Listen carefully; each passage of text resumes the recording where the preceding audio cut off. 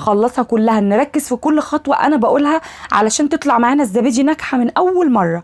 كل خطوة بقولها نركز فيها، لان لو في تكة ما ركزناش فيها مش هتطلع معانا الزبادي زي ما انا عملتها كده. تمام، نركز يا جماعة. اهو نزلت كده باللبن على الفراولة زي ما انتوا شايفين، وريتكم قالب كمان وكده نفس الطريقه، وادي قالب تالت.